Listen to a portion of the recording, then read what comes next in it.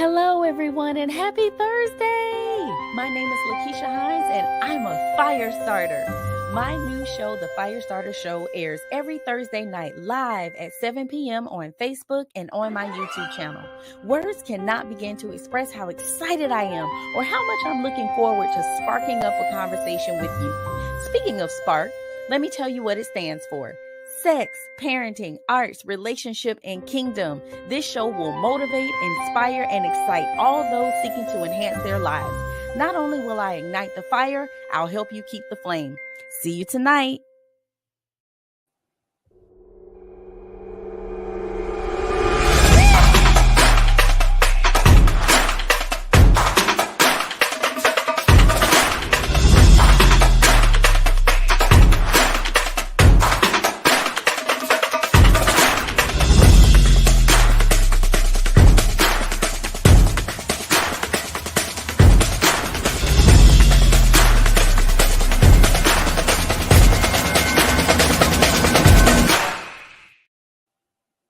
Good evening, good evening, good evening. Hello, my name is LaKeesha Hines, and you are watching the Firestarter Show. I hope all is well with you all. Happy Thursday. How are you doing? I want you to let me know who you are, where you're streaming from. If you have any questions, please feel free to drop them in the chat. Also, any comments, please feel free to drop those in the chat as well.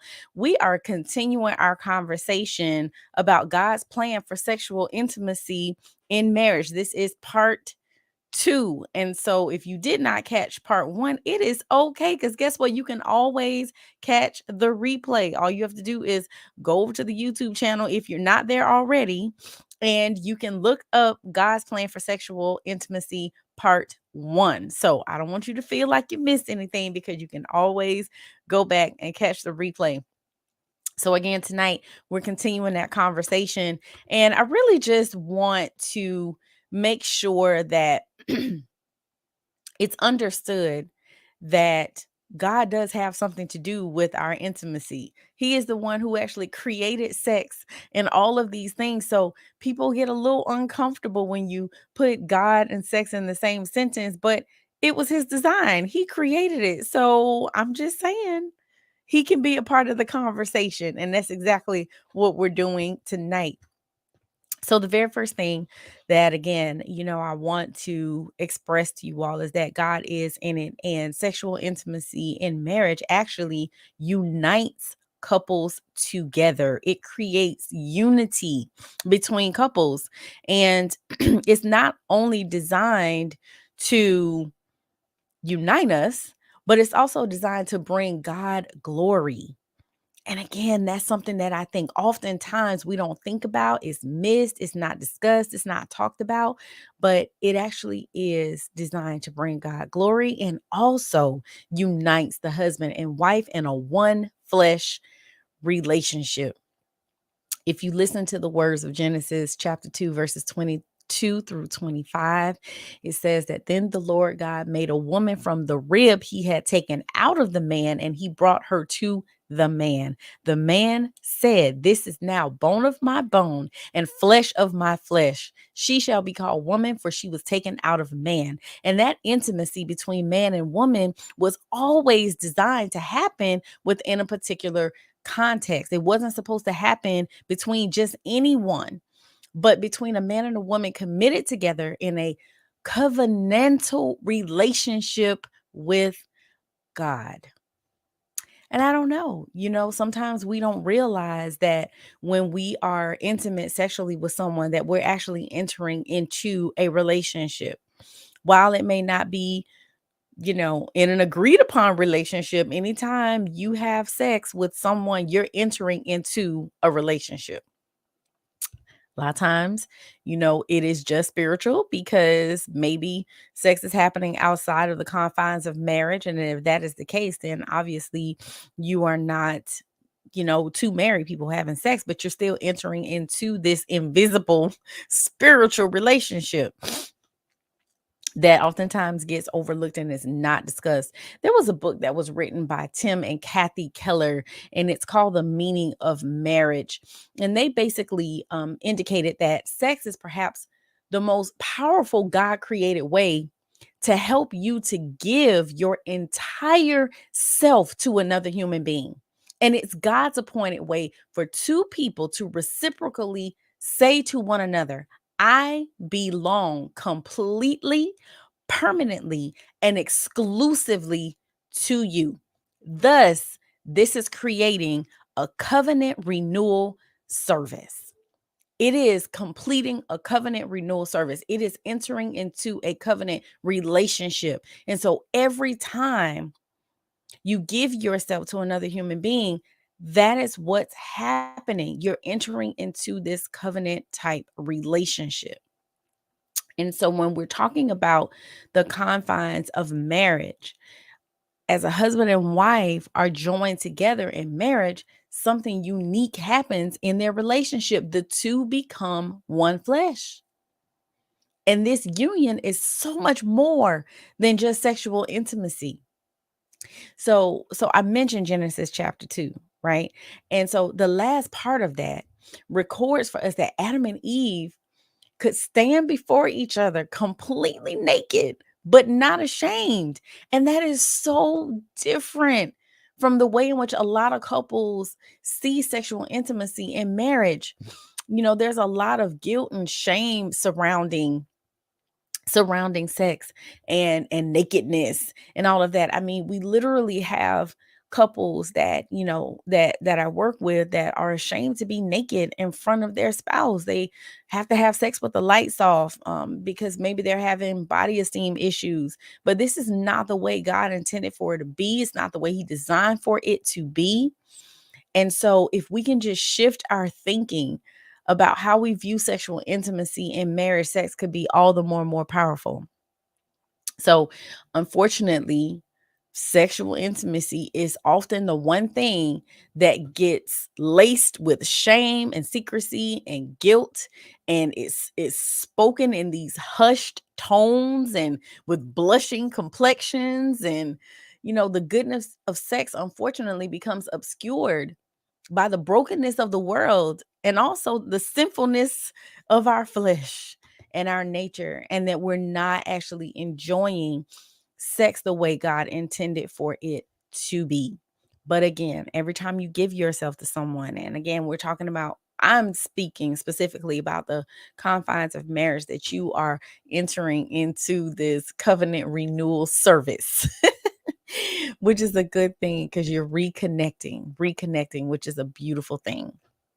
So, the next thing that I want to talk to you guys about is the fact that many times we're focused on physiological technique instead of an intimate union. So, what am I talking about? What in God's name am I saying?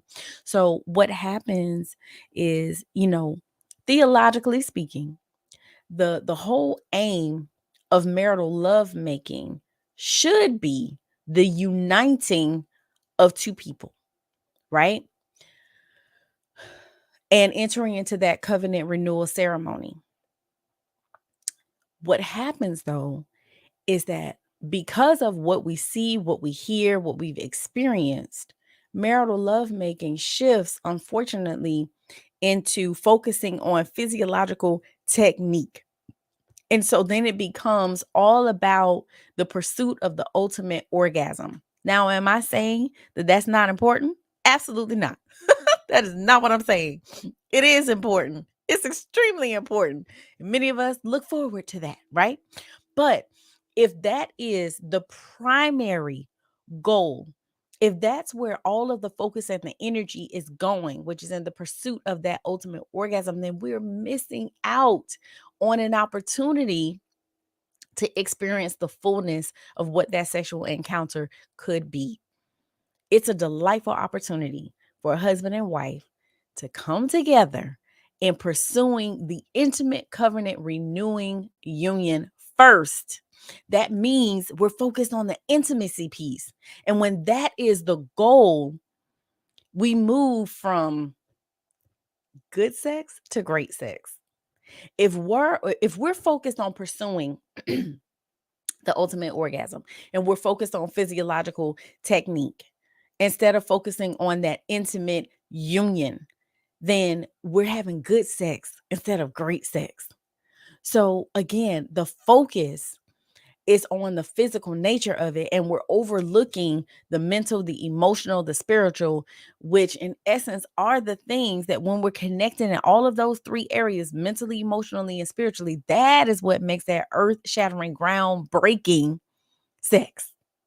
So we have to shift our focus away from the primary goal being the physical side of it and focusing more on the what's going on outside of the bedroom. And it's so crazy because when I have couples that come to me and they're having issues in the bedroom, I oftentimes don't go straight to the issues in the bedroom because a lot of times it's not even what's going on in the bedroom. It's what's not going on outside of the bedroom, which is communication, connection, intimacy, romance, people feeling valued, people feeling heard, people feeling appreciated and safe and secure and supported and respected and loved. It's like usually something is missing outside of the bedroom, which ultimately is impacting what's going on or not going on inside of the bedroom. So we often start with what's going on outside before we can even talk about what's going on inside of the bedroom. So it's more than just about pleasure. That is the truth. Again, when the pursuit of physiological gratification is the sole priority, then the sex can only be deemed good if the degree of satisfaction is achieved. And that's only if that happens. But in real life, that kind of expectant pressure creates ultimately suffering because you're putting so much pressure on yourself or on your partner to have this great sex, and you're only focused on the physical side and not the other things, like I said, that take place outside of the bedroom. And if you do not experience satisfaction during that sexual encounter, then there's disappointment. And then when there's disappointment, that's often followed by deceptive expressions of pleasure, relational hurt, and an eventual tendency to just back away from each other altogether, because now sex has become more of a job, more of a task, more than a chore. And then that creates disunity, which ultimately makes it worse and disconnects you. And that's not what we're trying to do in the first place. The whole reason why you're coming together, yes, is for pleasure, but also is to connect with your spouse. So again, if we get to this place where we're putting so much pressure on the physical side of it, it can actually have an adverse reaction or the opposite effect, which was to create dissatisfaction because we're not focusing in those other areas that we need to focus on. And oh my goodness, what bitter disappointment that is. What was meant to bring you closer together and create more unity ends up being misdirected, and you then experience hurt and maybe suspicion because it's like, okay, if you weren't satisfied or if I wasn't satisfied, then that leaves room for the enemy to creep in and all of these negative thoughts where, oh, they're not attracted to me, they don't desire me, they don't want me, maybe they're thinking about someone else, and all of these false truths pop up. And we shouldn't be surprised, right? Because the practices of sexual intimacy are misdirected. And the meaning of marital sexual intimacy has been misunderstood. Because again, that sexual intimacy is all about unity and connection. All right. So I hope this makes sense to you.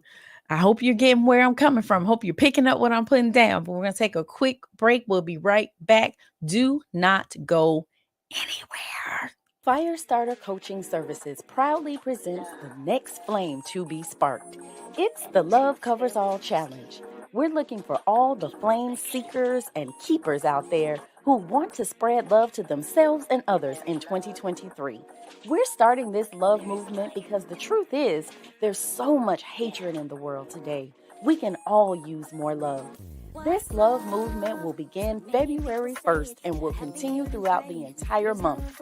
It includes a 28-day challenge that will stretch you to go to higher and deeper levels.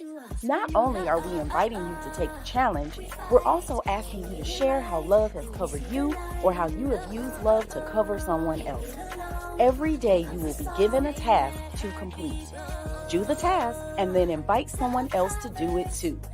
Please accept our personal invitation to take this 28-day challenge to ignite a firestorm of love and to show the world that love truly does cover all.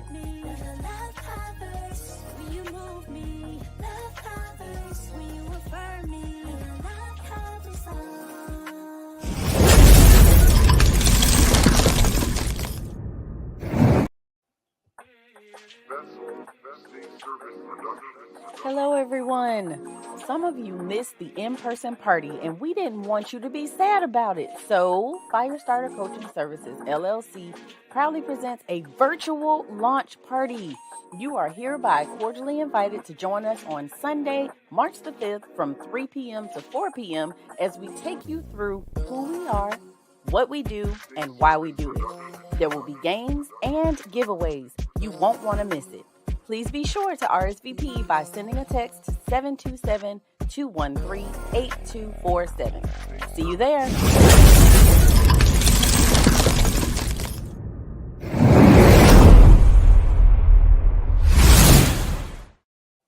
All right. We're back. And listen, I want to invite each and every one of you to join the Love Covers All Challenge. This is Firestarter Coaching Services opportunity to be able to spread love from the east to the west to the north to the south to everybody, to get everybody loving on somebody, themselves and others. But we are wanting to just spread love all around. And so the whole month of February, the entire month of February, is the Love Covers All Challenge. Please make sure you participate, and please be sure to invite your friends and family members. Anyone can participate because we all desire love and we all need a little bit more love and can give a little bit more love. Also, the virtual launch party on March the 5th. Please be sure to be there. All you got to do is shoot a text to 727-213-8247. Text launch party to 727-213-8247.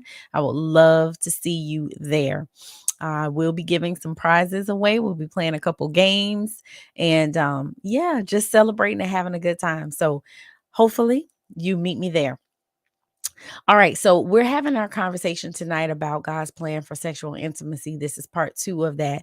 And we really were just focused on the fact that, when two people come together, married people come together, and they are sexually intimate with one another, that they are engaging in the covenant renewal service, right?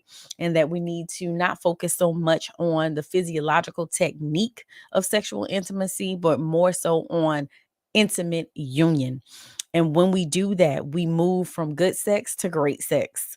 And the last point right before break was that it's so much more than just pleasure. It's about so much more than just pleasure, right? That is definitely a role. That's definitely a part of it, but that is not the ultimate goal. So next point, sometimes you have to say no to say yes.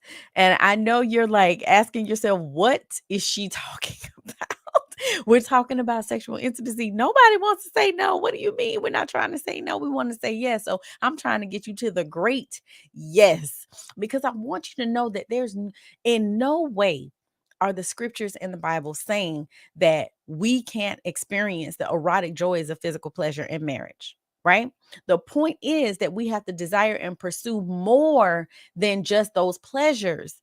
And so we have to, when we discover that our sex drive is meant to call each spouse to holistically loving the other and not merely loving to make love with that person, we take our sex life to a whole nother level. I'm not saying that it's easy. It's not.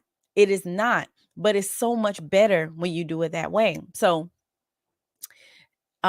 intimacy, union, and closeness, as they go up, then that unnecessary psychological pressure to achieve a certain threshold of physical satisfaction goes down.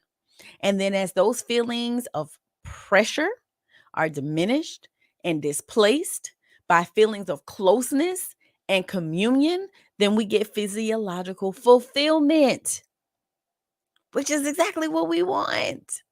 And so there's an atmosphere of secure intimacy in knowing that the till death do us part covenant provides that content and context for our covenant that we're making in our marriage. And so when I say sometimes you have to say no to say yes, what I'm really saying is that working on our intimacy issues, if we want to move beyond sexual embitterment and angst and move toward intentional covenant renewing, excellent union, all of that, then we have to pursue intimacy outside of the marriage bed.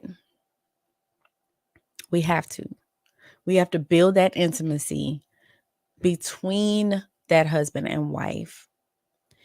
And we have to go on dates together, and we have to have fun together, and we have to communicate. We have to build companionship and build that space where we're enjoying each other's company. We have to confess our sins to each other and receive confession from each other so that we build that spiritual intimacy. And we have to forgive just as we're forgiven. And I know this is not easy. It is difficult. It takes work, but it will require, again, saying no to other good things to create the space that will foster these deeper forms of intimacy. So it may be saying no to hanging out with a friend tonight because I need to stay home and connect with my spouse.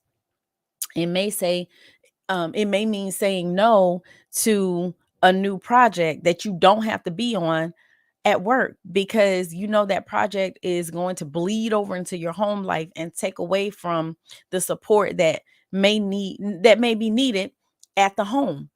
It may be saying no to a new hobby, or saying no to, I don't know, just maybe even something at church where you wanted to get involved, but maybe it's not no forever, but it's just no right now because my first ministry is at home, right?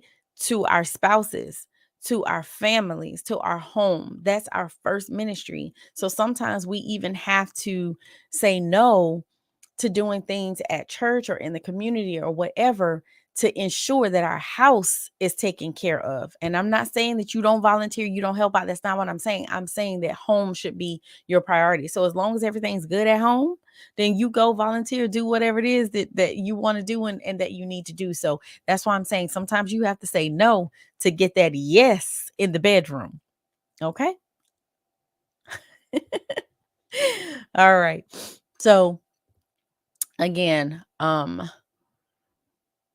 the pleasure of sexual intimacy as we know it points beyond itself to the reality that we were made for intimacy and union of a far greater kind than we can even imagine. And so we get to delight in that. We do. Because there's an enjoyment of that intimate union that is so great in the love of the Father, the Son, the Holy Spirit, that when we are ushered at last into the full and everlasting experience of that non sexual love, the best love making your marriage has ever known will happen when we have that intimacy, that unity, that safety, that joy, right? And so, sexual intimacy is sacrificial and it should involve sacrifice. What I know now that I didn't know maybe years and years and years ago was that my body does not belong to me. It belongs to God first and then my husband, and his body don't belong to him. It belongs to God first and then to me. And so sometimes you do have to make those sacrifices where, you heard take one for the team. There may be times where you may not feel like it, you may not be into it, you may whatever. But I have to step outside of my wants, wishes, desires sometimes to ensure that my husband's are met, and he has to do the same thing. And this is what I know for sure. If I'm taking care of him and he's taking care of me, aren't we both being taken care of? And that's where we miss it, because a lot of times we're so focused on getting our own needs met that we're neglecting the needs of our spouse. And if they do the same thing, then no one wins. No one's needs are getting met. So that's why, again, my focus has to be on him. His focus is on me. And then everybody's getting taken care of. And I want to talk to you guys a little bit before I go about a lie that our culture tells us about sex. It tells us that sex is just physical. And I kind of mentioned this a little bit earlier, but on the surface, that sounds right. And it's out there that for many men it seems like it's just physical, and for women it's emotional or whatever. But there's a closeness after sex that's hard to explain if sex is only physical. We know that something more is going on. That's why we struggle to tell our spouses about our sexual past, how many people we've slept with. We struggle to let go of the shame of our past, maybe from abortion, maybe from sexual abuse, maybe even addiction. And that's why, a lot of times when we meet someone, they ask, "Can I tell you something I never told anyone?" Almost 100% of the time, it's sexual. And so that is a lie that sex is just physical. It's not. As I said, you enter into a relationship with someone when you give yourself to them. And ultimately, God did not create us for sex or for self actualization or even for marriage. He created us for intimate fellowship with Himself. And the greatest thrill of our lives is not meant to be our wedding day or wedding night, but the daily journey of knowing that our life matters because we're connected to the eternal God of the universe.